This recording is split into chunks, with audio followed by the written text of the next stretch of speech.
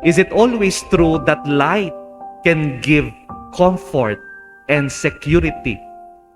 Totoo po ba dareng sulong areni, makapamyela naman tula king pamibiyebeta mo?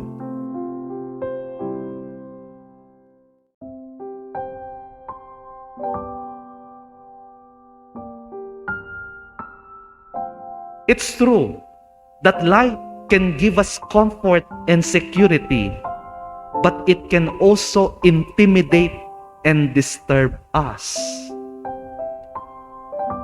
It is just like saying, step into the light.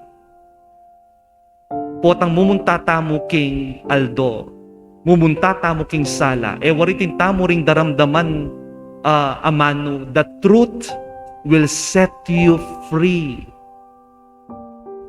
Will it give us comfort and security, or it will intimidate and disturb us? The truth will set you free.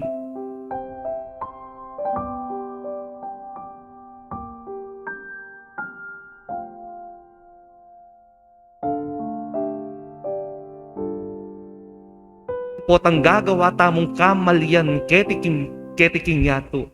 Wari maralas our reaction is to hide the truth. Takpan at takpan larening kamalyan tamo. Because we want to maintain a beautiful image to everyone. Ale? But is this what God wants? O hindi po ba yung kaburyaning Apong Ginoo?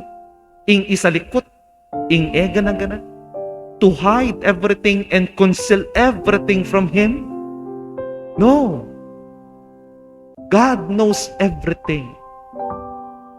God knows everything, and we cannot hide anything from God.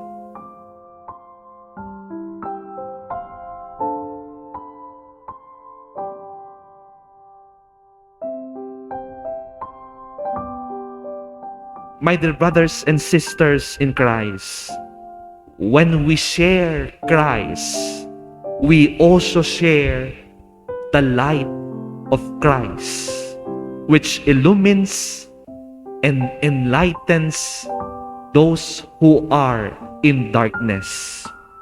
We become gifts, and we are able to share this grace to others, now and forever. Amen.